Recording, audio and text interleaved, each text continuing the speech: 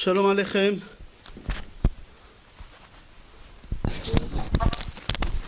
J'espère que vous allez bien. On va commencer le cours comme prévu. On va faire le cours Be'ezrat Hashem sur Parashat Dvarim. Mais on ne va pas rester longtemps sur Parashat Dvarim. On va faire sur Tisha B'Av parce que ce soir c'est veille de Rosh Chodesh Av.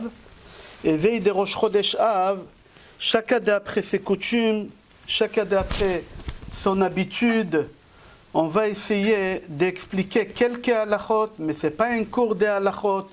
Je précise bien, ce n'est pas un cours de halachot, parce que chacun d'après ses coutumes, je ne veux pas qu'on me reproche après, nous on a l'habitude au Maroc, nous on a l'habitude en Tunisie, nous on a... C'est que des coutumes, c'est que des coutumes. Alors s'il vous plaît, coupez les micros. Alors c'est que des coutumes. Alors moi, je dirais qu'est-ce que moi j'ai l'habitude de faire. Et après c'est lui qui a l'habitude de faire chez lui autrement, qui fait autrement. Et c'est pas la peine d'envoyer des messages et dire chez nous on a comme ça et tel Rav il a dit comme ça. Chacun il fait, c'est des coutumes, c'est pas des halachas, c'est des coutumes seulement. Alors nous on a l'habitude, chez moi à la maison, nous on a l'habitude qu'on mange de la viande jusqu'à demain, coucher du soleil, Rosh Chodesh inclus. Là, ce soir, c'est veille de Rosh Chodesh. Chez nous, on a l'habitude de manger de la viande pendant Rosh Chodesh. C'est-à-dire jusqu'à demain, après Mincha, nous, on a l'habitude de manger de la viande. Et on arrête, à partir du coucher du soleil, de manger jusqu'au 10 Av, inclus. Inclus, jusqu'à 10 Av, inclus. Chacun d'après ses habitudes. Mais si au milieu des 9 jours, il y a une seudat mitzvah. Par exemple, je suis invité à une brit mila, à une bar mitzvah, à un siyum masechet, à un pidyon haben. Si tu es invité dans une seudat mitzvah qu'il faut faire un repas avec de la viande, et tu es vraiment invité, tu as le droit de manger de la viande pendant les 9 jours là-bas, pendant 7 repas seulement. Mais si tu n'es pas invité, il y a des gens qui ne sont pas invités, mais ils cherchent où il y a des repas pour pouvoir manger de la viande. Il y a des gens qui ne peuvent pas s'en passer de viande, je n'ai pas compris pourquoi, mais il y a des gens comme ça. Alors c'est lui qui va dans des fêtes, dans Seudat Mitzvah, parce qu'il ne peut pas s'en passer, c'est sûr qu'il n'a pas le droit de manger de la viande pendant les 9 jours dans ces cas-là. Maintenant, concernant les enfants, je répète bien, nous on a l'habitude de donner à nos enfants manger de la viande pendant les 9 jours, jusqu'à l'âge de 11 ans. Jusqu'à l'âge de 11 ans. Les mamans, ils sont embêtés. Qu'est-ce qu'on va leur donner? Ils ont l'habitude de manger de la charcuterie, ils ont l'habitude de manger des poulets. Là, qu'est-ce qu'on va leur donner? Ils n'aiment pas le poisson. Alors, qu'est-ce qu'en plus, ils sont en vacances à la maison, qu'est-ce qu'on va faire? Nous, on a l'habitude de leur donner jusqu'à l'âge de 11 ans manger de la viande. Et surtout si l'enfant, il est faible. Si l'enfant il est faible, la plus forte raison, c'est lui qui est malade, c'est lui qui est faible, une femme qui vient d'accoucher, une femme qui allait. Chez nous, on a l'habitude qu'elle mange de la viande. Elle a besoin de faire cette femme-là. Alors, il n'y a aucun problème qu'elle puisse manger de la viande. Concernant le coiffeur, couper les cheveux. Nous, on a l'habitude de couper les cheveux jusqu'à Shavua Shechalbo, jusqu'à la semaine qu'elle commence Tisha B'Av. C'est-à-dire quoi? Cette année, c'est jusqu'à samedi soir, maintenant qui arrive Parashat Dvarim. Et à partir de Motzei Shabbat, on coupe encore. À partir de dimanche matin, on arrête au lever du jour. Je parle bien pour les hommes. Les femmes ont le droit pendant les 9 jours, à partir Tisha B'Av. Pendant les 9 jours, les femmes ont le droit de couper et d'éteindre les cheveux parce que les femmes, ils doivent bien s'entretenir. Et c'est important psychologiquement pour la femme. Alors pour la femme, chez nous, je dis bien chez nous, je ne dis pas la halakha, je dis chez nous, chacun il fait d'après ses coutumes, de toute façon il n'y a pas de halachot, c'est que des coutumes. Nous on a l'habitude que la femme elle peut aller chez le coiffeur pendant les 9 jours de Tisha B'Av, mis à part Tisha B'Av, nous les hommes, à partir Shavua Shechalbo, la semaine qu'il y a Tisha B'Av, à partir de dimanche matin, on arrête. Ok, jusqu'ici Rabotai, on a fait quelques halachot sur Tisha B'Av, après chacun il va d'après ses coutumes, c'est pas un cours de halachot, j'aimerais commencer le cours. Alors le cours, on a dit, la paracha de cette semaine qu'on va lire Be'ezrat Hashem, parachat Devarim. Ce Shabbat, on l'appelle Shabbat Chazon. Pourquoi Chazon? C'est au nom de la Haftara qu'on va lire Chazon. Alors, puisque la Haftara, on commence Chazon, et c'est la 3e Shabbat des 3e et des 3 Shabbatot des mauvaises nouvelles qu'on a reçues par le prophète dans les Haftarot. Ça s'appelle Tlata de Pura'anuta. Ici, c'est la troisième Shabbat des mauvaises nouvelles. Et à partir du Shabbat prochain, on va commencer les 7 des consolations. Shiva de Nechamta. Ok. J'aimerais parler d'une seule chose dans la paracha, un peu profond, une seule chose de la paracha, et après attaquer parler de la destruction des Beth Amikdash. Dans la paracha, on voit que Moshe Rabbeinu, il nous bénit. Et qu'est-ce qu'il dit Moshe Rabbeinu dans la bénédiction quand il bénit l'Israël? Il dit Yosef Adonai Alechem Kachem Elef Pe'amim. Qu'Akadosh Baruch Hu, il va vous rajouter encore 1000 fois de ce que vous avez, encore 1000 fois qu'il va vous donner. Rashi sur place, il dit pourquoi Moshe Rabbeinu il dit 1000 fois? Peut-être Hachem il veut donner 2000, 3000, 4000. Pourquoi tu nous bloques? Pourquoi tu nous limites dans ta bracha? Dis qu'Hachem il nous donne tout ce que nous on veut et tout ce qu'Hachem il désire nous donner, qu'Hachem il nous donne. Pourquoi Moshe Rabbeinu tu nous limites dans la bracha? Et tu dis qu'Hachem il va vous donner 1000 fois. Rashi pose la question et Rashi répond là-bas et il dit que Moshe Rabbeinu il a dit c'est de ma part. Micheli. C'est quoi Micheli? Il pose à Arizal. Le Ari Akadosh, dans son livre L'écouter Torah, il pose la question qu'est-ce qui veut dire de moi? Alors regardez d'après la Kabbale, une réponse courte, profonde. C'est lui qui a un stylo qui l'écrit et après on va commencer le cours. Et il dit à Ari Akadosh il faut que tu saches que la Neshama de Moshe Rabbeinu elle est Chatsuva. Chatsuva, Akadosh Baruch Hu, il a taillé d'un monde qui s'appelle El Shaddai. Aleph Lamed, plus loin Shin Dalet Yud, El Shaddai. Ari Akadosh, il dit, n'oublie pas que le mot El Shaddai, c'est 345, la même valeur numérique que Moshe. Alors Moshe, il vient du monde, Akadosh Baruch Hu, il a gravé sa neshama, d'où Chatsav Nishmatom Me'olam El Shaddai, d'un monde qui s'appelle El Shaddai. Alors, quand tu écris El, Bemilouy Aotiyot. C'est quoi Bemilouy Aotiyot? Tu écris El. Comment tu écris El? Il y a Aleph. Tu écris Aleph. Aleph, Lamed, Pei Sofit. Après, il y a Lamed. Lamed, Mem, Dalet. Après, il y a Shin.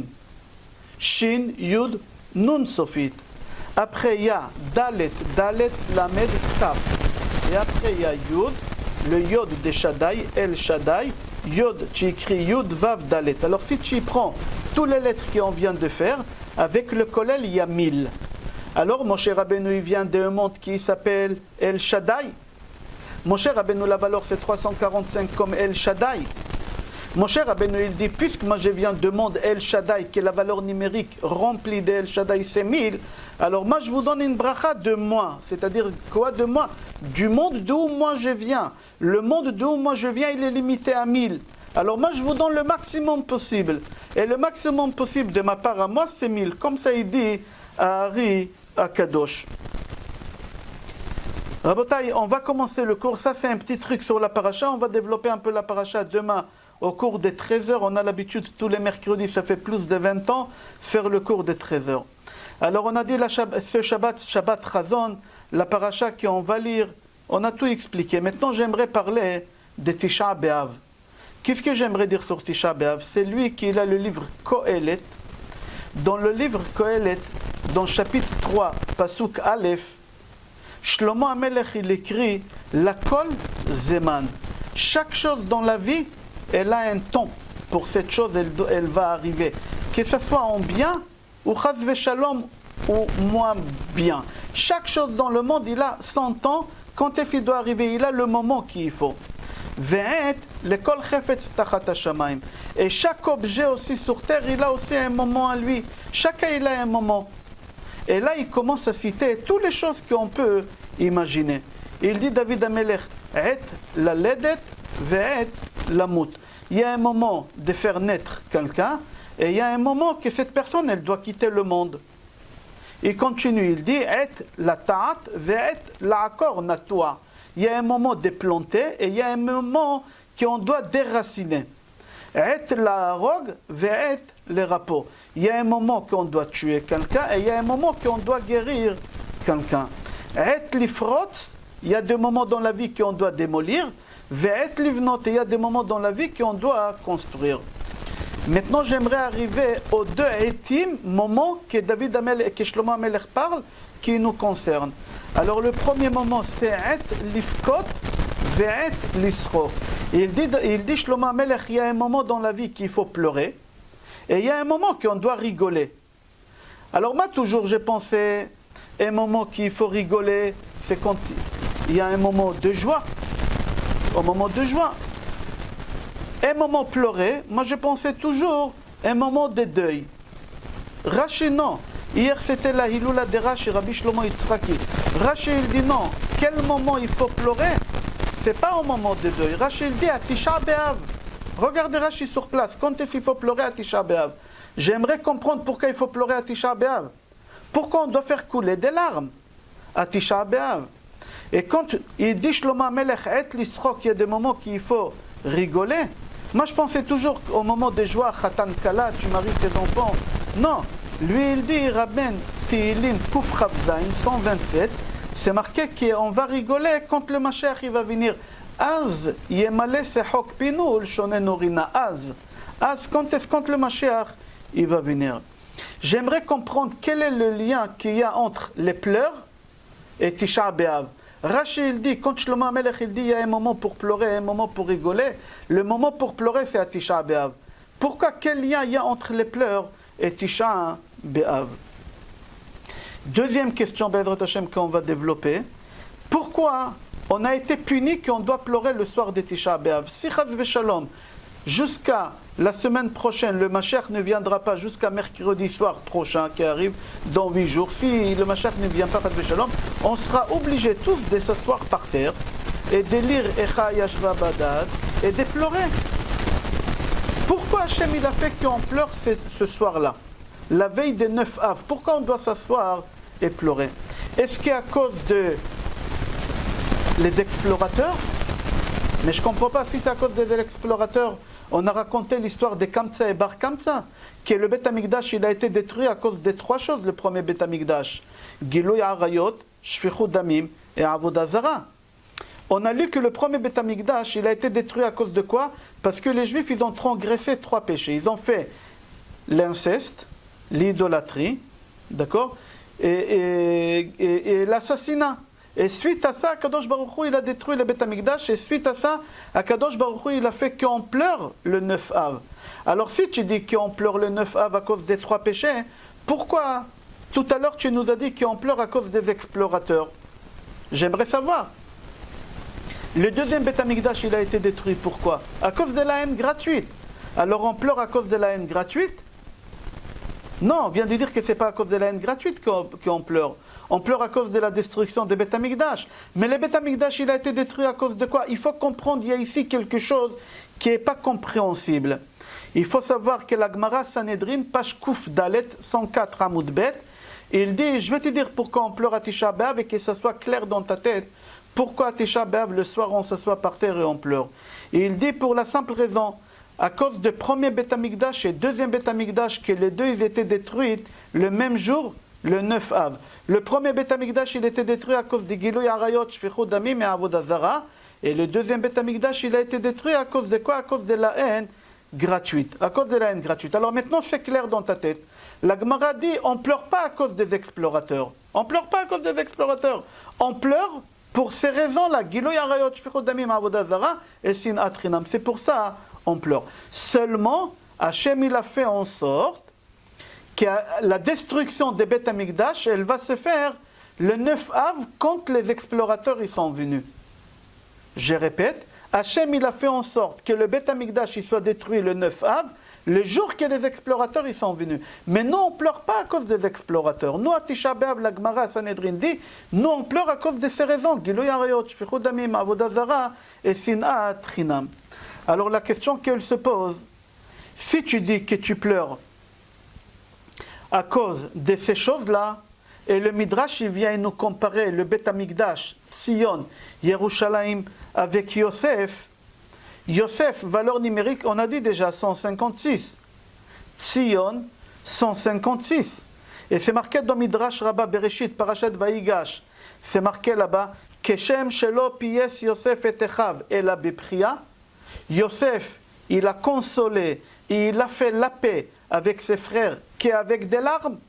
Parce qu'il a pleuré, c'est comme ça qu'il a réussi à faire la paix avec eux. Alors le Midrash dit, comme ça, Akadosh Baruch Hu, il ne va pas vous ramener le troisième Beth Amikdash uniquement avec des larmes. Alors pourquoi nous on pleure maintenant? C'est nouveau. Le Midrash il dit on pleure parce que Yosef il a pleuré. Alors parce que Yosef il a pleuré, nous on doit pleurer pour avoir la consolation. Alors d'après ce Midrash on ne pleure pas à cause de Giloy Arayot, Shfichut Damim et Avodah Zara et Sinat Chinam comme elle a dit la Gemara Sanhedrin. Et on ne pleure pas à cause des explorateurs. Là c'est nouveau maintenant. On pleure à cause de quoi? À cause de Yosef. Parce que Yosef il a fait la paix avec ses frères avec des larmes. Puisque lui il a fait la paix avec eux avec des larmes. Alors Akadosh Baruch Hu il va nous ramener le troisième Beth Amikdash avec des larmes. Alors il faut comprendre qu'est-ce qui se passe. Il faut comprendre autre chose. Pourquoi la délivrance, elle doit venir avec des larmes?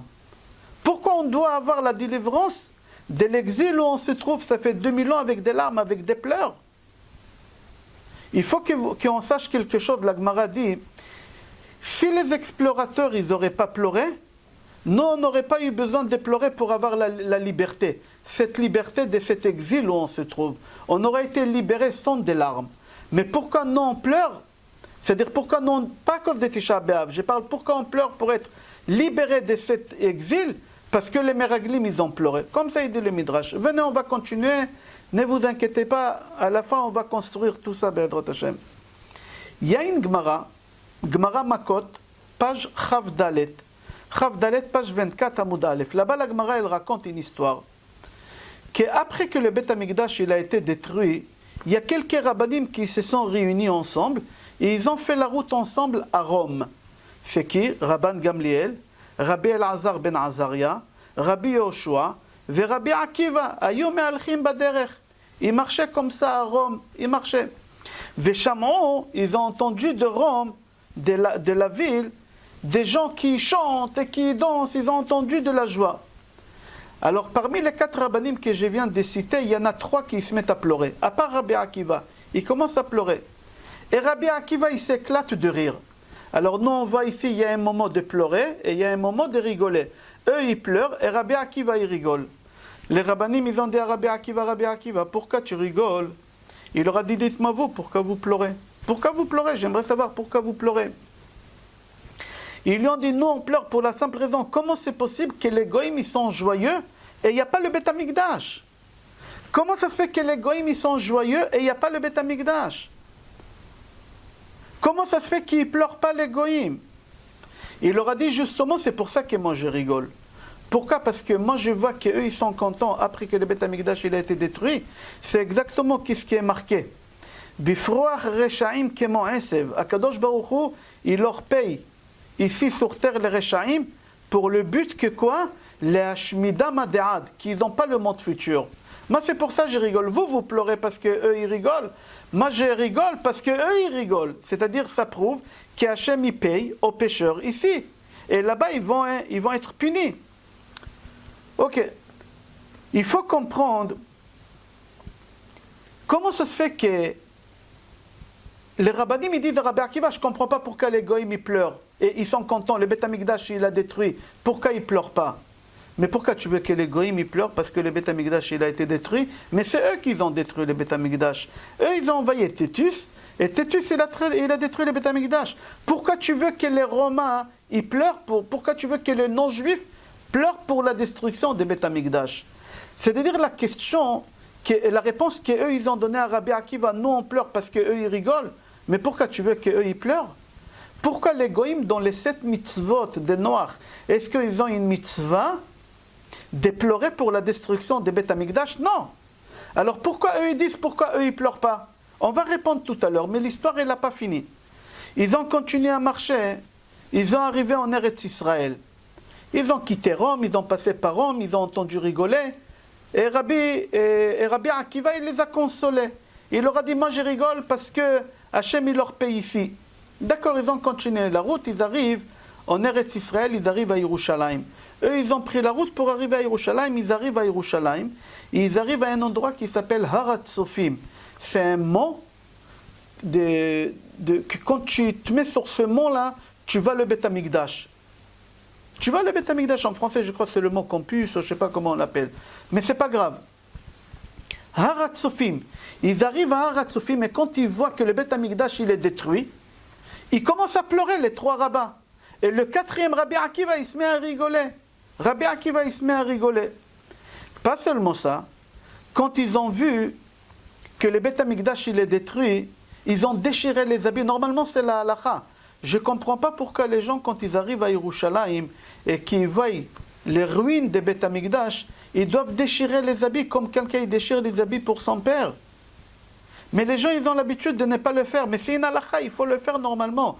Quand on arrive à Yerushalayim, on doit détruire. C'est ça qu'est-ce qu'ils ont fait les rabbanim. Ils ont déchiré leurs habits quand ils ont vu le Beth Amikdash qui était détruit. Mais c'est pas fini. Ils s'approchent un peu.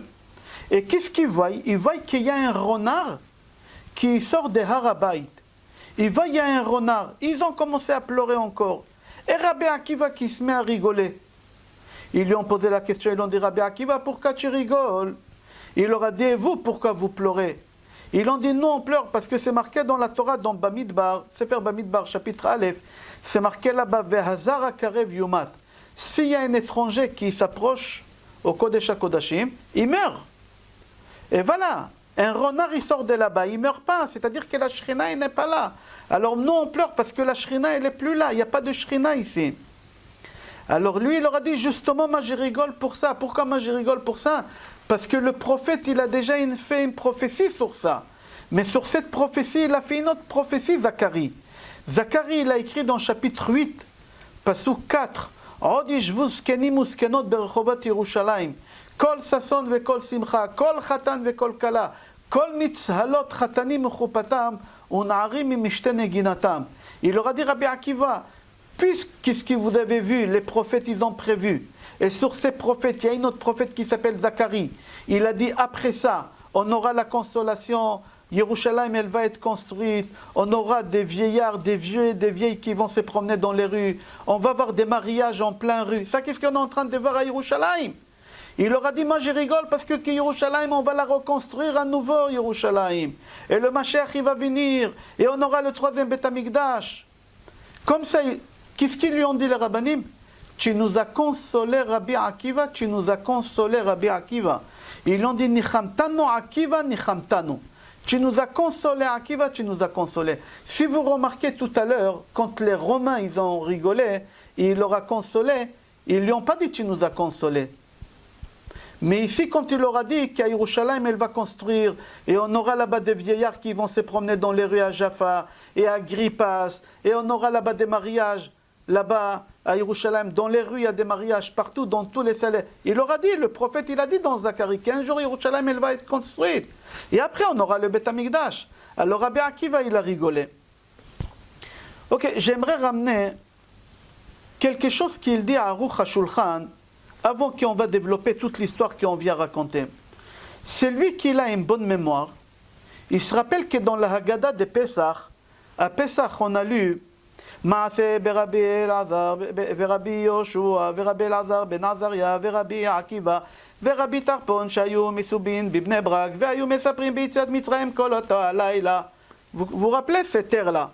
Il y a une histoire que quoi? Que Rabbi Eliezer, Rabbi Yoshua, Rabbi Elazar ben Azaria, Rabbi Akiva, Rabbi Tarpon, ils ont fait le soir de Pesach à Bnei Brak. Tous ces rabbins-là, ils étaient invités chez qui? C'était dans la maison de qui? Parmi tous ces rabbins-là, on a fait des recherches et on a vu qu'il y a un seul qui avait une maison à Bnei Brak, c'est Rabbi Akiva. C'est-à-dire tous les rabbins qui sont venus chez Rabbi Akiva, c'était des rabbins de Rabbi Akiva. Ils n'habitaient pas à Bnei Brak. Ils sont venus chez Rabbi Akiva à Pesach, passer Pesach avec lui. Alors le Aruch HaShulchan, il pose la question, il dit, je ne comprends pas. En général, quand c'est la fête, c'est l'élève qui va chez le Rav. Jamais on a vu que le Rav, il va voir l'élève pendant la fête. Jamais ça a été vu. Aliyat akbalat pnei rabo, c'est une halakha, qu'un élève, il est obligé d'aller voir son Rav pendant la fête pour lui dire de vive voix, pas par WhatsApp, pas par Zoom, pas par téléphone. Tu dois te déplacer quand c'est les 3 fêtes. Shavuot, Sukkot et Pesach, dire de vive voix à ton Rav, Chag Sameach, Akbalat Pnei Rabo. En Israël, ils font ça en grandiose. Il il y a un endroit en Israël, Gana Saker, les 2 grands rabbins d'Israël, ils sont sur une estrade, et tous les juifs d'Israël, ils viennent leur dire Chag Sameach. Alors ici, dans l'histoire de Pesach, on voit que tous les rabbanim qui sont venus chez Rabbi Akiva, personne n'a habité là-bas. Personne. Rabbi Eliezer, il habitait à Lod. Rabbi Yoshua, il a habité à Pkein. Et chacun, il habitait dans une autre ville. Et tous ces rabbins, c'était les rabbins de Rabbi Akiva. Depuis quand les rabbanim, ils vont voir leur élève en plein fête? Normalement, c'est l'élève qui doit y aller chez eux. C'est la question d'Aruch à Shulchan. Et lui, il répond, et il dit, en réalité, c'était à lui d'aller chez eux passer la fête, leur dire Chag Sameach. Mais ici, tout le monde, ils se sont déplacés parce qu'il les a consolés. Toujours, il avait des visions positives de la vie. Rabbi Akiva, son élève, il s'appelait Nahum Ish Gamzu. Pourquoi on l'appelait Nahum Ish Gamzu? Gamzu le Tova. Sur chaque chose qui lui est arrivée, il disait c'est pour le bien, c'est pour le bien.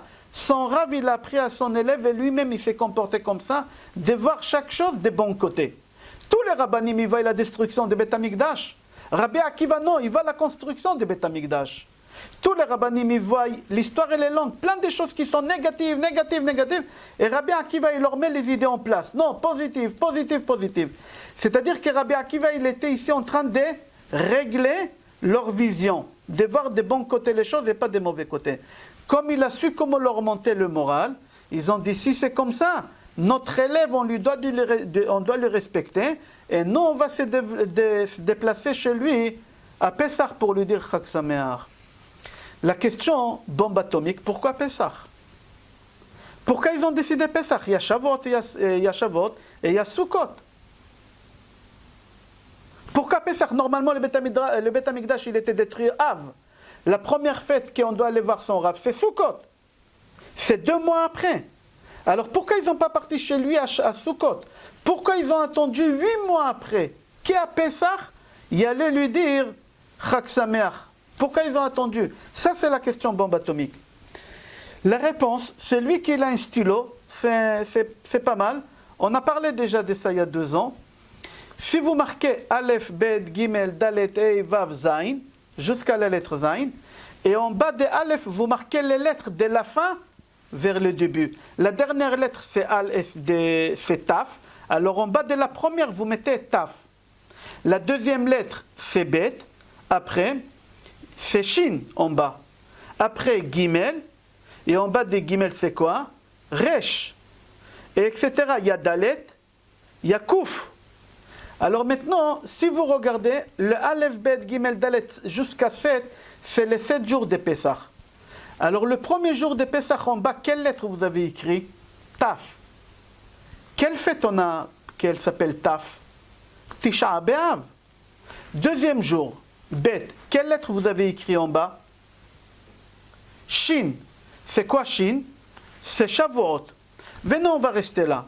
Alors le premier jour de Pessah, c'était quel jour? On va dire jeudi. On va dire jeudi. Alors il faut que tu saches que Tisha B'Av, il va tomber jeudi. Le deuxième jour de Pessah, le Bet, c'est quoi en bas Shin? C'était quel jour? Vendredi. Alors il faut que tu saches que Shavuot, il va tomber vendredi. C'est-à-dire, le même jour que les fêtes de Pessah tombent, les fêtes de l'année tombent.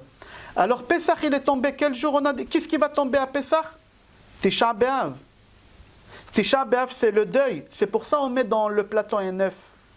C'est pour ça les matzot qu'on met dans les plateaux, ils sont ronds. Tout ce qui est rond, c'est le deuil. Alors c'est pour ça qu'on a l'œuf de Pessah. Et c'est pour ça, quand on lit Echa, on dit Bepessah, Hainoch, Li Merorim. Comme ça on dit à Tisha B'Av. Et à Pessah, on rappelle Tisha B'Av. À Tisha B'Av, on rappelle Pessah. Pourquoi? Parce que Pessah et Tisha B'Av, ils sont liés. Alors pourquoi les rabbanim, maintenant ça répond, pourquoi les rabbanim, ils sont venus voir Rabbi Akiva à Pessah? Pour la simple raison que Pessah et Tisha B'Av, ils sont liés. C'est le même jour. Pessah, il est tombé jeudi, alors Tisha B'Av, il va tomber jeudi. Et tous les fêtes de l'année, c'est comme ça. Amusez-vous et vous allez voir comment ça tombe exactement chaque année. C'est la même chose. Purim, etc. Concernant la Gemara de l'histoire qu'on a racontée tout à l'heure, on va reprendre. Là, j'ai dit, on arrête pour dire à Aruch HaShulchan, qu'est-ce qu'il dit? Pourquoi c'était à Pessah, ils sont venus le voir? Pourquoi les rabbanim, ils se sont déplacés? On a répondu, on va continuer. On va revenir à la mitzvah, à la Gemara qu'on a dit tout à l'heure. Tout à l'heure, on a posé la question, on a dit, Pourquoi les rabbinim, c'est là qu'ils ont pleuré, ils avaient du mal que les goïms, que les non-juifs, ils sont contents. C'est quoi ton problème? Pourquoi tu veux qu'un goy il pleure pour la destruction des Beth Amikdash? Un goy, il n'a pas l'obligation de pleurer pour la destruction des Beth Amikdash. Écoutez la finesse. Pourquoi ils ont pleuré? Il faut savoir que, vous savez, chaque fête, on ramène des sacrifices au Beth Amikdash. À Sukkot, on ramenait 70 sacrifices à la fin. Depuis le premier jour jusqu'au dernier jour, total, il y a 70 sacrifices. Pour qui ces 70 sacrifices? Il faut savoir que ces 70 sacrifices qui ont ramené à Sukkot, c'était pour les nations. Les Juifs, ils priaient, et ils prient même aujourd'hui pour la réussite des nations. Même que les Nations Unies ne nous aiment pas beaucoup, je ne dis pas qu'ils nous aiment, je dis qu'ils ne nous aiment pas beaucoup, nous on prie pour eux. Dans ma synagogue, chaque Shabbat, il y a des gens de la synagogue, on fait la prière pour l'État d'Israël, pour les soldats d'Israël, pour l'État français et pour le roi du Maroc. Même qu'on est en France, on est attaché au Maroc, alors on fait la prière au roi du Maroc. C'est une halakha. C'est une halakha. Alors quand on avait le Beth Amikdash, les Kohanim ils ramenaient 70 sacrifices à Sukkot pour les 70 nations. C'est-à-dire que nous on priait pour le bien-être des nations, qu'ils soient en bonne santé, qu'ils soient joyeux. Alors les rabbinim ils ont dit on ne comprend pas. S'il n'y a pas les 70 sacrifices, alors les goïms ils doivent être tristes de nature. C'est pas pour le Beth Amikdash, parce que nous on n'est pas là pour prier pour eux. Alors si nous on n'est pas là pour prier pour eux, alors ils doivent être tristes. Pourquoi ils ne sont pas tristes? Je ne comprends pas. C'est ça la question qu'ils ont dit à Rabbi Akiva. C'est pas qu'on est jaloux, qu'eux ils sont joyeux. Non, c'est pas ça. Normalement, d'après la logique, s'il n'y a pas Beth Amikdash, alors les Juifs ils ne prient pas pour eux. Alors qu'est-ce qui doit se passer? Eux ils doivent être tristes. Mais non, on voit qu'ils ne sont pas tristes. C'est ça la question. Ils n'ont aucune protection. Pourquoi ils sont joyeux? Et qu'est-ce qui se passe? Les rabbins ils disent pas Rabbi Akiva nichamtanu. Tu nous as consolés. Pourquoi? Parce que ça ne les concernait pas, que les goïms ils sont bien, pas bien. C'était pas le moment. On vient de perdre notre maison. Akadosh Baruch Hu, il vient de perdre sa maison. Nous, notre père, il s'est éloigné de nous. C'est pour ça nous on est tristes. Ok. Mais quand ils ont vu le renard, ils ont commencé à pleurer et Rabbi Akiva il les console et ils disent à Rabbi Akiva nichamtanu, nichamtanu. Ok. La question qu'elle se pose, si Rabbi Akiva il était aussi positif, comme on a dit jusqu'à maintenant, pourquoi il n'a pas rigolé avant qu'eux ils ont pleuré? Pourquoi Rabbi Akiva il fallait attendre qu'il pleure? Et la Gemara elle fait la remarque, après qu'ils ont commencé à pleurer, lui il a commencé à rigoler. Mais si toi Rabbi Akiva tu sais qu'il faut regarder les choses de bon côté, il fallait t'éclater tout de suite. Pourquoi tu t'es pas éclaté de rire tout de suite? Si tu vois dans ta vision la question, si tu vois dans ta vision qu'il y a des vieillards qui vont se promener dans les rues de Yerushalayim, il va y avoir des choupot, kol sason ve kol simcha, kol mitzalot chatanim mechupatam, unarim mishtene ginatam. Si tu as vu toutes ces choses-là, pourquoi tu n'as pas rigolé tout seul? Ok. On va expliquer tout à l'heure, Bezrat Hashem. Dans le cours qu'on a fait dimanche, on a expliqué que Nebuzaradan, quand il a ramené les Bnei Israël en Babylonie, il leur a interdit de pleurer sur la route. Il leur a interdit. Et s'ils pleuraient sur la route, il les frappait jusqu'à qu'ils mouraient. Et les Juifs, ils ont arrivé, les Bnei Israël, ils ont arrivé à un accord avec Irmiya ou Anavi, que lui, il pleure le jour, et eux, ils pleurent la nuit. Parce que la nuit, Nebuzaradan, ils ne voyaient pas qu'ils pleuraient dans leur lit. Alors ils ont dit, toi, tu pleures le jour, et nous, on pleure la nuit. La question qu'elle se pose, pourquoi ils ne leur ont pas donné à pleurer? Nous, on a donné une réponse dimanche. Mais là, Aruch HaShulchan, il nous donne une autre réponse. Et il dit qu'il y a Bechim Meshachrer Lachatzim. Pour la simple raison que quand quelqu'un pleure, ça lui fait soulager. Ça soulage. Quand quelqu'un pleure, ça soulage. Ça enlève le stress. Et eux, ils n'ont pas voulu que les Juifs ils vont être soulagés. Ils n'ont pas voulu. Ils ont voulu que les Juifs vivent avec une anxiété permanente. Avec une pleure permanente, avec une angoisse. En anglais, ça s'appelle remma. Ils ont voulu qu'ils vivent avec cette angoisse-là. Ils n'ont pas voulu. Mais nous, les Juifs, toujours, on a voulu leur bien. On a prié pour eux pendant Sukkot. On a prié tout le temps pour eux. Et eux, non, ils n'ont pas voulu. Venez, on va continuer le Zohar HaKadosh. Et après, on va rentrer dans un Midrash. Et on va faire un résumé après de tout ça. Le Zohar HaKadosh dit, le premier pleur, Dans la Torah, c'est qui l'a pleuré le premier? Dans la Torah. La première personne qui a pleuré, c'est Hagar. Quand elle a vu que son fils, quand Avram, il a renvoyé Hagar et Ishmaël, et Hagar, elle a vu qu'il n'y a plus d'eau, et que son fils, il a de la fièvre, et qu'il va mourir, elle s'est mise à pleurer. Ça, c'est dans la Torah. La première personne qui pleure dans la Torah, c'est Hagar, la maman d'Ishmaël. Dans le Midrash, je précise bien, et suivez-moi maintenant le Midrash. Dans le Midrash, dit qui a pleuré le premier dans le Midrash? Pas dans la Torah, dans le Midrash, il y a quelqu'un qui l'a pleuré avant Hagar. Qui a pleuré le deuxième jour de la création du monde, il y a quelqu'un qui l'a pleuré. Certes, il n'avait pas Adam et Ève, c'était que vendredi, mais il y a quelqu'un qui l'a pleuré. C'est qui? C'est les eaux. Les eaux, c'est quoi les eaux? Maïm. Le monde, il était rempli d'eau. Hachem, il a divisé les eaux. Il a mis de l'eau en haut. C'est pour ça que ça s'appelle Sham, Maïm, Shamaim, Sham, Maïm. Là-bas, il y a de l'eau. Il y a une grande partie des eaux. Et ici, en bas, il y a une partie des eaux. Hachem, il a séparé les eaux. Les eaux qu'Hachem, il a mis en bas, ils ont commencé à pleurer. Ils ont commencé à jaillir. Des grosses vagues. C'est pour ça qu'il y a des vagues dans la mer. Et il y a du bruit des vagues parce qu'ils pleurent. Ils ne veulent pas se séparer d'Hachem. Ils veulent remonter à côté d'Hachem. Alors la première personne qui a pleuré au monde et qui pleure jusqu'à aujourd'hui, c'est la mer, c'est l'eau. Pas la mer, l'eau. Tous les eaux dans le monde, ils veulent être à côté d'Hachem. Ils ont dit à Hachem, non, pourquoi tu nous divises comme ça? Pourquoi tu nous mets en bas dans ce monde sale, dans ce monde impur? Non, on veut être à côté de toi. On veut être à côté de toi. Hachem, il leur a dit, arrêtez de pleurer. C'est comme ça que j'ai décidé. Je prends 3 quarts là-bas et je laisse 1 quart ici. Ils ont pleuré, ils n'ont pas arrêté. Hachem, il leur a dit, pour les consoler, il leur a donné quelques cadeaux. On ne va pas citer tous les cadeaux qu'Hachem leur a donnés. Il y a 2 cadeaux qui nous concernent pour le cours qu'Hachem leur a donné. Le premier cadeau, Hachem leur a dit, Al kol korbancha takriv melach. Sur chaque sacrifice que tu fais, au Beth Amikdash, il faut ramener du sel. J'ouvre une parenthèse. Nous les Marocains, je ne sais pas peut-être chez tout le monde, mais moi je sais chez nous les Marocains, nous on fait attention d'avoir du sel à table tout le temps. Pourquoi? Parce que Shulchan c'est Mizbeach, et dans le Mizbeach on avait le sel en permanence. Alors nous les Marocains on fait attention de garder du sel dans la table où on mange Shabbat, depuis la rentrée des Shabbat jusqu'à la sortie des Shabbat. On n'enlève pas la salière. On la remplit. Je referme la parenthèse. J'ai dit c'est pas une halakha. C'est chez nous. Nous on est un peu toc-toc, nous. Alors je veux pas qu'après vous m'envoyez des messages. Vous avez dit. Nous on est toc-toc. Alors non. Ok, je referme la parenthèse, Rabotai. Alors qu'est-ce qui se passe? Akadosh Baruch Hu, il a donné des cadeaux aux eaux en bas.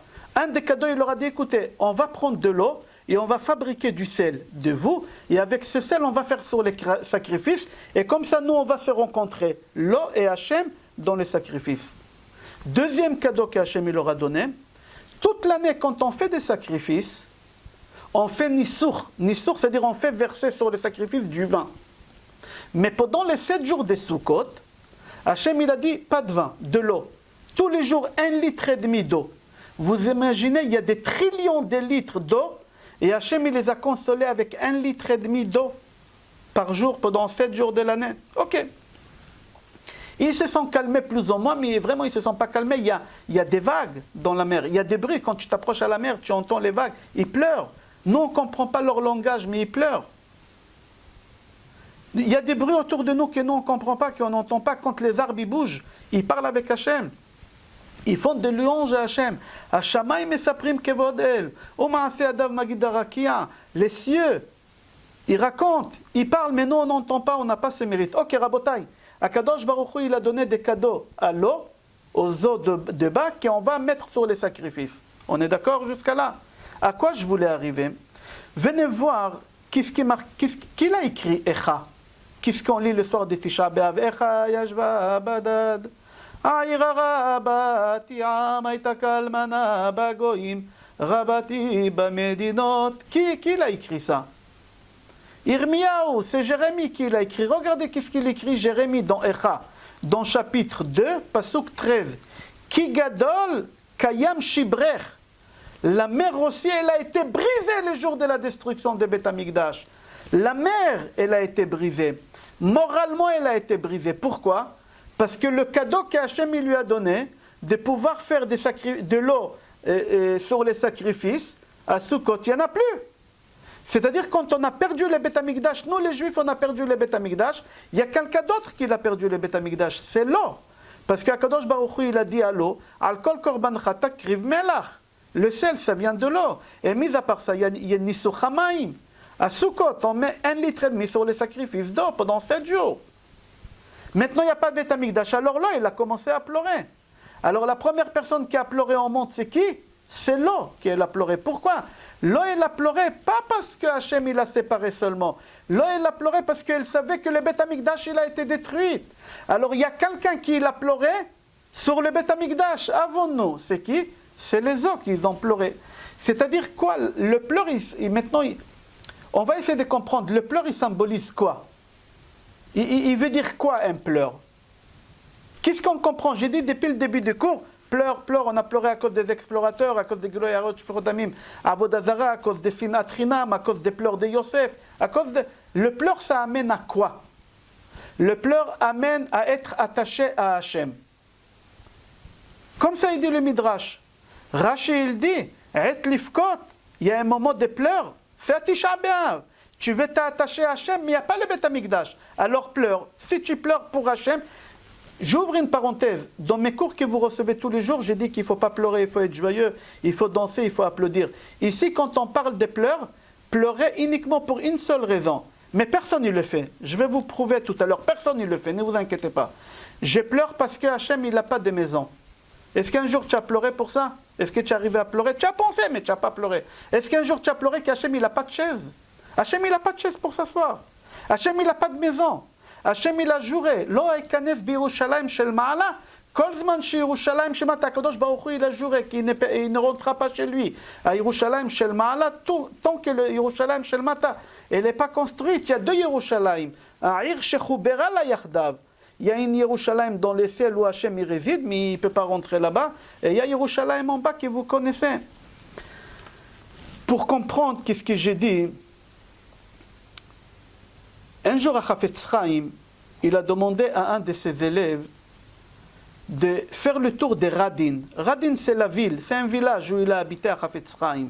Il a dit, je t'en prie, fais le tour de tous les shtetl. Shtetl, c'est le ghetto, c'est le malach. Va chez toutes les familles juives, toc, dis-leur, est-ce qu'il leur manque une chaise? Est-ce que tous ils ont des chaises pour s'asseoir? Il n'a pas compris, mais il est parti. Il a toqué, il est revenu après une heure, il a dit à Chafetz Chaim, Rabbi, tous ils ont des chaises. Il n'y a pas une famille qui n'a pas de chaise pour quelqu'un de membre de la famille. Et là, Chafetz Chaim, il a commencé à pleurer. Et il a dit, comment ça se fait? Tous ils ont des chaises. Et Hachem, il n'a pas de chaise. Personne n'y pense à Hachem qu'il n'a pas de chaise. Toi, l'essentiel, que toi, tu as une chaise pour t'asseoir.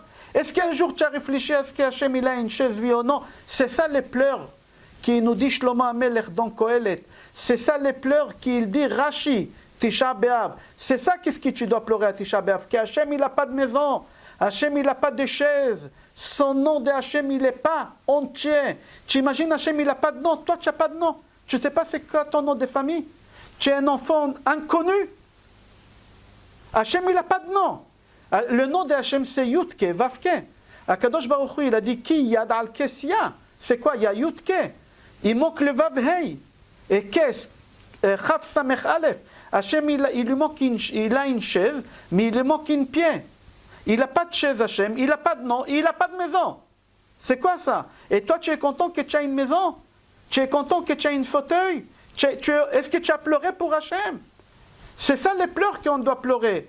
À Tisha B'Av, que Hachem il n'a pas de maison, que Hachem il n'a pas de nom, que Hachem il n'a pas de maison, qu'il n'a pas de nom, et qu'il n'a pas un trône pour s'asseoir, il n'a pas de chaise pour s'asseoir. Venez, je vais vous raconter une histoire. Pourquoi je vous raconte? Tout d'abord, l'histoire que je vais vous raconter, que j'ai racontée sur Chafetz Chaim, c'est une vraie histoire. L'histoire que je vais vous raconter, c'est une vraie histoire aussi, et beaucoup de moralité dans cette histoire. Et moi, j'étais choqué quand j'ai lu cette histoire-là. Je l'ai lu déjà l'année dernière, mais quand je l'ai relu encore cette année, j'ai été un peu effrayé, je crois on dit en français. On ne dit pas choqué, effrayé. C'est une vraie histoire. Il y a un rave, un grand rave qui recevait des gens pour leur donner des brachot. Et les gens qui ont fait la queue, à l'extérieur, la personne qu'elle devait rentrer, c'était un juif simple. Et celui qui était chez le rave, c'était le banquier, un des banquiers connus mondialement. Connu mondialement, il avait des banques dans le monde entier, il avait des banques. Et le juif simple, quand il a fini, quand le banquier il a fini, il est sorti, le juif simple il rentre et il dit au Rav, Rabbi, vous savez, j'ai 4 filles à marier, de 20 ans jusqu'à 40 ans, j'arrive pas à les marier. Et j'ai mis 150 roubles pour 150 000 roubles pour chaque fille, c'est des grandes sommes, pour pouvoir les marier. Et tout mon argent, 500 000 roubles, c'est une somme astronomique, ils sont chez lui, c'est chez le banquier qui vient de sortir. Il a dit ça comme ça entre parenthèses. Le Rav, il a dit, pourquoi tu es venu? Il a dit, je suis venu demander une bracha pour le mariage de ma fille. Le Rav, il lui a fait un bracha, il a dit, écoute, entre parenthèses, si tu peux retirer ton argent de la banque le plus vite, c'est le mieux. Lui, il n'a pas compris. Le Rav, il a dit, il faut retirer l'argent. Je retire l'argent. Il n'a pas posé de questions. Tout de suite, il est parti à la banque. Il a dit, j'aimerais retirer mon argent. Ils ont dit, monsieur, nous, on n'a pas 500 000 roubles ici à la banque, c'est au central. Il faut qu'on envoie un télégramme. Quand ça va arriver, à la fermeture, il y a un camion de Brinks qui va arriver. Et il va nous ramener 500 000 roubles. D'accord, je commande, il a signé. À 18h, avant la fermeture, il arrive avec des valises et on lui donne ses 500 000 roubles. Il prend son argent et il le cache sous le matelas. Comme il lui a dit le Rav, il a écouté le Rav. Le Rav, il a dit, prends l'argent, il a pris l'argent, il n'a pas compris pourquoi. Ok, tout va bien. Vendredi, ça c'était dimanche. Vendredi, ce bonhomme-là, qui a récupéré son argent, il va à la boulangerie pour acheter des chalotes pour Shabbat, des pains au chocolat, des croissants, des pains suisses. Et il passe devant la banque, il voit une grande pancarte sur la banque. La banque a fait faillite. Tout celui qui a une réclamation, veuillez appeler le notaire Dupont. Veuillez appeler, je ne sais pas si on fait chez un notaire, quand on fait un dépôt des bilans, que je ne saurai jamais, mais appelez le tel avocat. Et lui, il a commencé à être content. Il a dit, le rabbin, il m'a sauvé la vie, il m'a sauvé la vie. Après, il s'est arrêté, il a dit, attends, ou c'est un grand rabbin ou c'est un voyou? Parce que s'il m'a dévoilé un secret, c'est un voyou, il n'a pas le droit. Et si lui, il ne savait pas, et par prophétie, il savait, c'est un tzaddik. Mais il a dit, de tous les cas, le rabbin, il m'a sauvé 500 000, il a pris 10%, il est parti chez le Rav pour lui donner cadeau. Et quand il rentre chez le Rav, il dit, Rav, voilà, cadeau pour vous. Le Rav, il dit, c'est quoi ça? Il dit, 50 000 roubles. Il dit, pourquoi tu me donnes? Il dit, parce que la banque, elle a fait faillite, tu m'as prévenu. Il a dit, quoi? Il a dit, oui, la banque, elle a fait faillite, il n'y a plus la banque. Kaufman Brothers, il n'y en a plus. Il a dit quoi? Et le Rav, il a commencé à pleurer. Il a dit, ouais, combien de gens ils ont perdu leur argent? Combien de communautés ils ont perdu?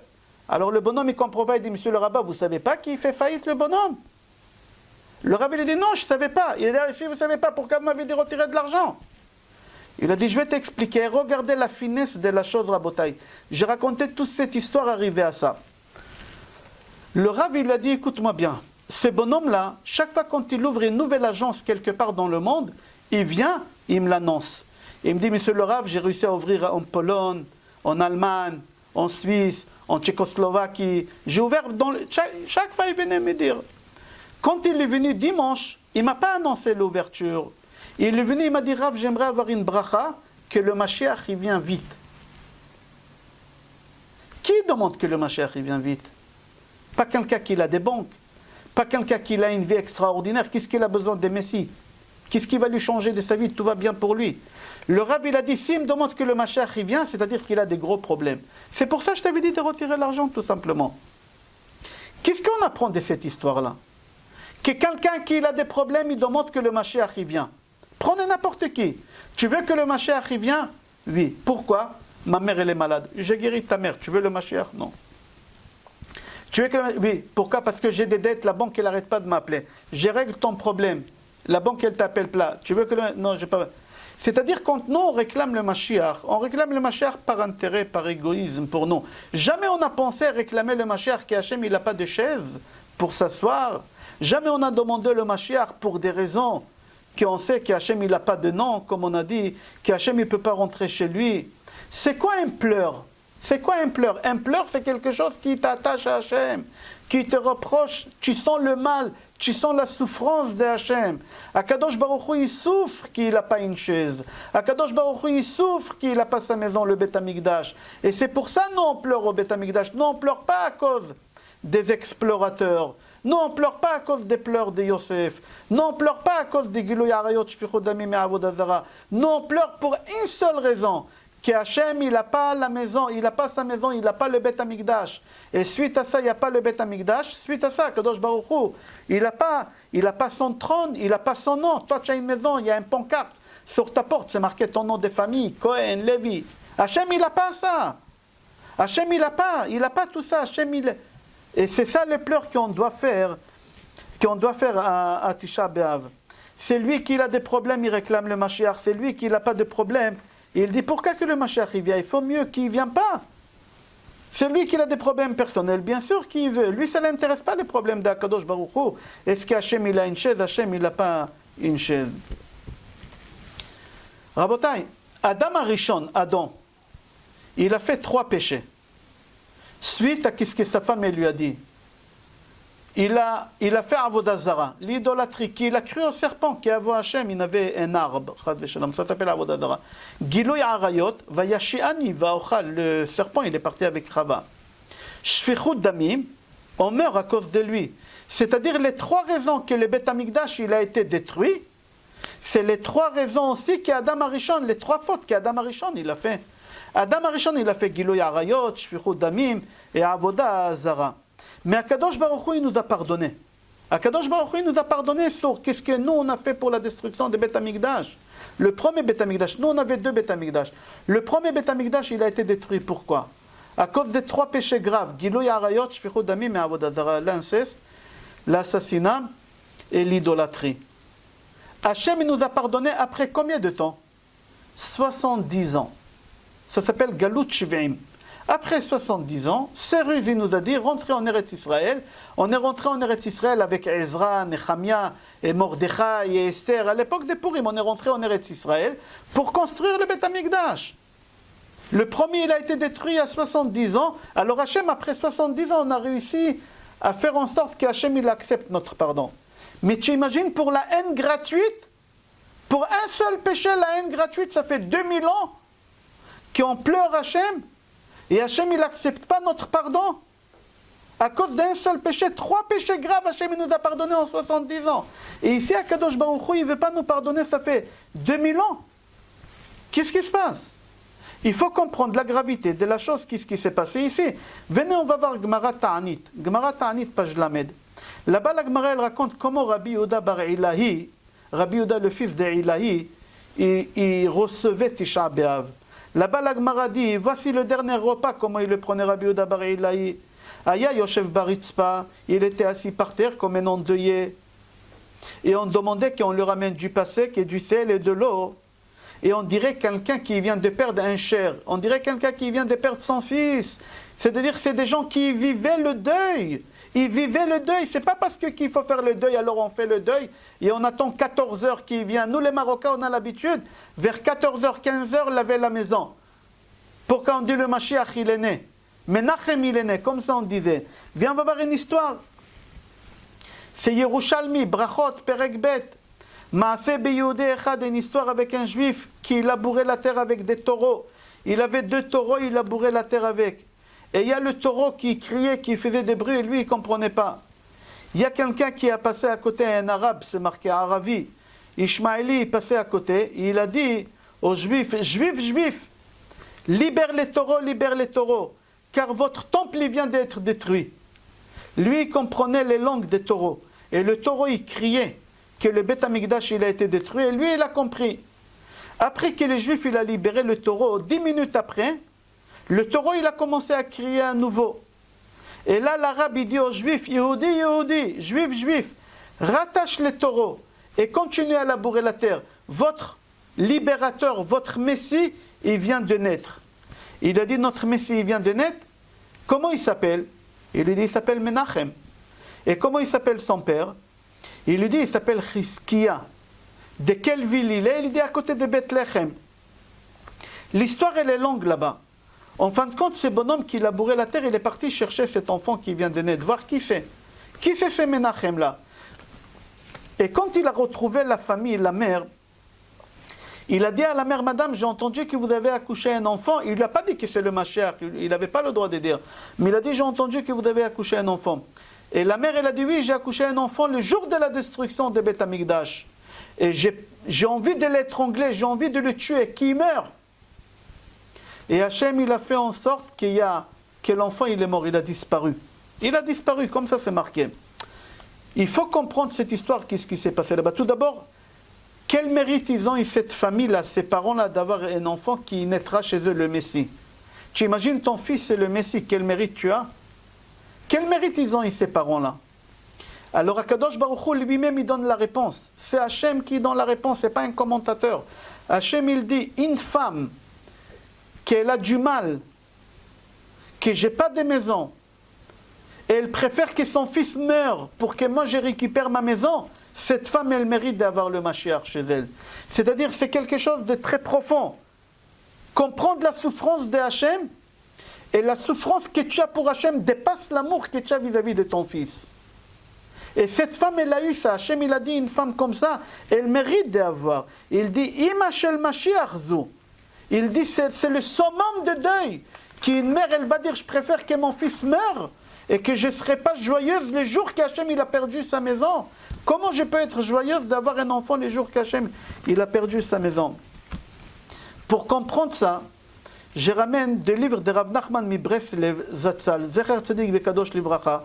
Rav Nachman mi Breslev, il dit dans ce livre une parabole pour comprendre comment on doit sentir Tisha B'Av. Parce que nous, on n'arrive pas à comprendre c'est quoi Tisha B'Av. Ça nous dépasse, on est bête, on ne comprend pas c'est quoi Tisha B'Av. Il dit qu'un jour, il y a un ministre, il devait venir rendre visite dans un camp de l'armée. Il y a un camp, il y a 1000 soldats, et ce ministre, il voulait venir voir comment ça se passe là-bas. Et évidemment, il a envoyé un télégramme 4 mois avant pour prévenir le commandant du camp, pour leur dire qu'il arrive. Alors le commandant, il a commencé à se préparer. 4 mois avant, il a commencé à balayer, à peindre les arbres blancs, et à peindre tout ce qui est à peindre, et à nettoyer. 4 mois. 4 mois après, le ministre arrive. Et là, le commandant, il a mis en rangée tous les soldats, avec des armes, comme ça, tous debout. Comme ça, il dit Rav Nachman mi Breslev. Un parmi les soldats, il avait envie, une folie, de tuer le ministre. Et au moment qu'il a pris l'arme pour tirer, le soldat à côté, il l'a empêché. Il a sauvé la vie de ce ministre. Le ministre, il dit à ce soldat, soldat, demande-moi ce que tu veux. Je te donne, tu m'as sauvé la vie. Et le soldat, comme il est petit, comme nous on est petits, ça qu'est-ce que j'ai dit? Nous on est petits, nous on ne comprend pas c'est quoi pleurer pour le Beth Amikdash. Lui, il avait la même cervelle que nous. Alors ici, le ministre, il dit à ce soldat-là, soldat, demande-moi ce que tu veux, je te donne. Et lui, il dit, je t'en prie, monsieur le ministre, tu ne peux pas dire au commandant de la base de me transférer à la cuisine. Ça fait 4 mois que j'ai balayé les rues dans le soleil. Demande qui me fait passer à la cuisine. À la cuisine, au moins, il y a à boire, il y a la clim là-bas, il y a à manger. Je suis toute la journée dehors en train de balayer. Il dit, Rav Nachman mi Breslev, c'est exactement nous. Lui, il est bête. Il pouvait demander au ministre, je veux être le commandant de la base. Tu aurais tout eu.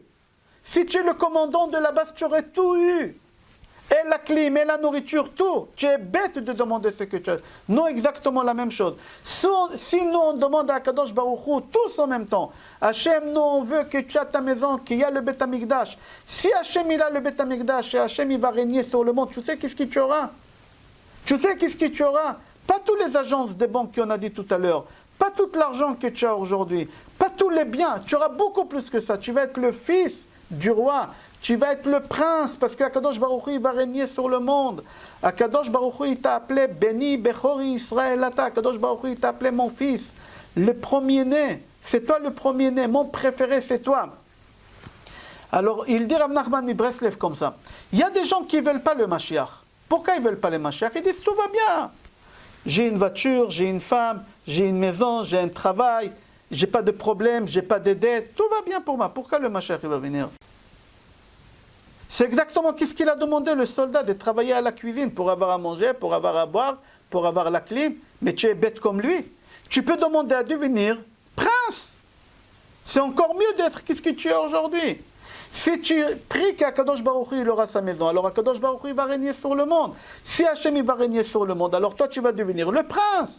Et tu auras tout, comme ça il dit, Rav Nachman mi Breslev. On va raboter encore 5 minutes. j'aimerais vous poser une question. Vous ne pouvez pas parler parce que les micros ils sont coupés, mais je vous pose la question. Quel jeûne est plus important? Quel ta'anit il est plus important? Le 9 Av ou le 10 Tevet? À première vue, le 9 Av. Parce que le 9 Av, il y a les 5 péchés qu'on a à Kippour. À Kippour, on n'a pas le droit de faire 5 choses. Manger, boire, mettre des chaussures en cuir, avoir des relations et se laver. On n'a pas le droit à ces choses-là. 5 choses. À Tisha B'Av, tu n'as pas. Alors, c'est-à-dire que Tisha B'Av, c'est plus important que le dit Tevet. Attends, je ne comprends pas. Abu Derham dit, Inalacha. Si le dit Tevet, il tombe Shabbat, tu jeûnes Shabbat. Attends, je ne comprends pas. Si Tisha B'Av, il tombe Shabbat, qu'est-ce que tu fais? Tu le repousses à dimanche. Alors, qu'est-ce que tu as? Qu'est-ce qui est plus important? Le dit Tevet ou Tisha B'Av? D'un côté, tu dis Tisha B'Av parce qu'il y a les 5 péchés comme Kippour. D'un autre côté, tu me dis, c'est le dit Tevet. Pourquoi? Parce que le dit Tevet, s'il tombe Shabbat, on jeûne Shabbat. L'année dernière, il est tombé vendredi. On a jeûné vendredi. On n'a pas le droit de jeûner vendredi normalement, mais on a jeûné, on ne repousse pas parce qu'il est important. Alors la question est, qu'est-ce qui est plus important? Le jeûne de 9 Av ou le jeûne de 10 Tevet? Si tu dis le 9 Av parce qu'il y a les 5 péchés, pourquoi tu le repousses à dimanche quand il tombe Shabbat? Si tu dis c'est le 10 Tevet, alors pourquoi il n'y a pas les 5 péchés? Pourquoi le 10 Tevet, il n'y a pas les 5 péchés comme à Tisha B'Av? Le Midrash dit comme ça, de Elkut Shimoni Parashat Pinchas, Remez Tafshin Peibet, Amar Rab Levi. Écoutez la réponse, c'est lui qui a un stylo qui note. Amar Rab Levi, il faut que tu saches comment le monde il devait être. Avant le péché de Vaudor, comment le monde il devait être, les fêtes. Pas le monde, comment les fêtes, les dates de chaque fête, comment Hachem il a décidé. À cause de la faute de Vaudor, Hachem il a tout changé. Alors il dit, Amar Rabbi Levi, Bekol Chodesh Vechodesh Bakaitz, Bikesh HaKadosh Baruch Hu, Litan l'Israël Moed. On était, que ça commence à Pessah, HaKadosh Baruch Hu, il a voulu chaque mois des mois d'été, il y a une fête. Chaque mois. Nissan, Iyar, Sivan, Tammuz, Av, Elul. Jusqu'à Elul, c'est l'été. Et pardon, Tishrei, jusqu'à Tishrei, c'est l'été. Jusqu'à Tishrei, Hachem, il a voulu nous donner chaque mois les fêtes. Marquer les fêtes. Nissan, Pesach. Ok, c'est resté Pesach, il n'y a pas de problème. Iyar, Pesach Katan. Ok, c'est resté Pesach Katan, 14 Iyar. Sivan, Shavuot. Ok, on l'a Shavuot. Le 17 Tammuz, quelle fête on devait avoir si on n'aurait pas fait le Vaudor? Ça devait être Rosh Hashanah. Le 17 Tammuz, ça devait être Rosh Hashanah. Et Tisha B'Av, qu'est-ce qui devait être? Kippour. Et Elul, Sukkot. Alors il dit comme ça, maintenant tu comprends pourquoi toutes les gravités de Kippour ils sont à Tisha B'Av. Pour la simple raison que les jours de Tisha B'Av, ça devait être Kippour. Si on n'aurait pas fait le Vaudor. Le Shla Kadosh, il dit, il faut que tu saches que le dit Tevet, il est beaucoup plus important que Tisha B'Av. Mais Tisha B'Av, on a gardé les 5 choses. Pourquoi?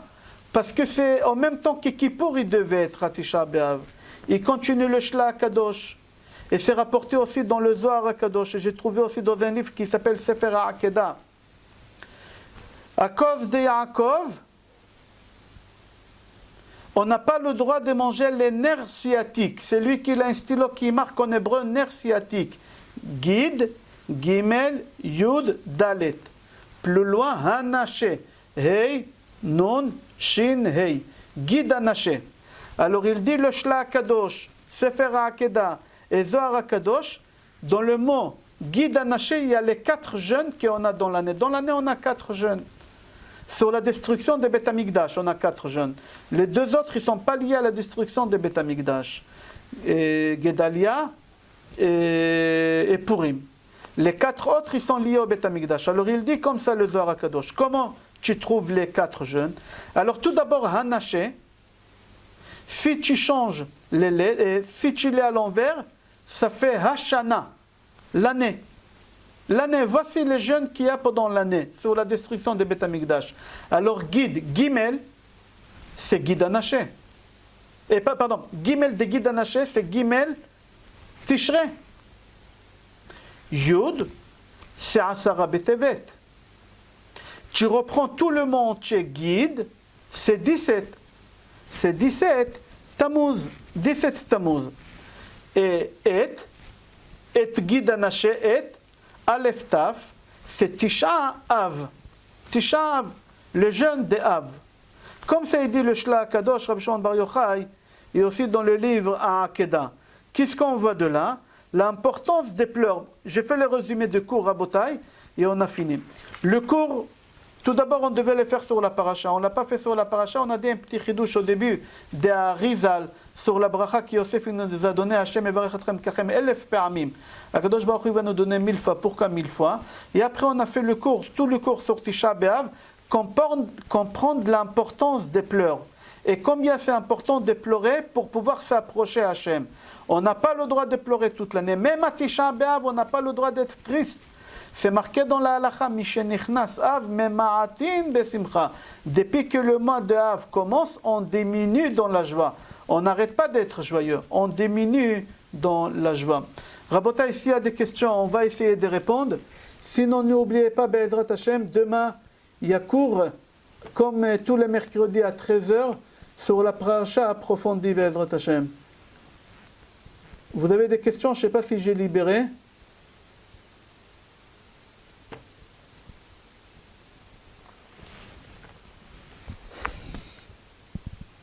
Il y a des questions, Rabotai?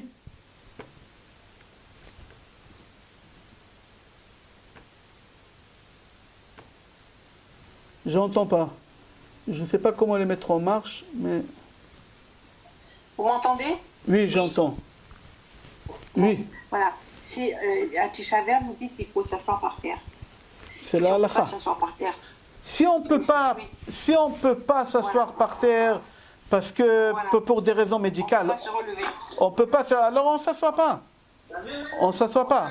On parle dans le cas que quelqu'un qui est en bonne santé, qui peut jeûner, quelqu'un qui peut pleurer, quelqu'un qui peut s'asseoir, quelqu'un qui peut pas. On va pas l'obliger à faire des choses qu'il peut pas se lever après.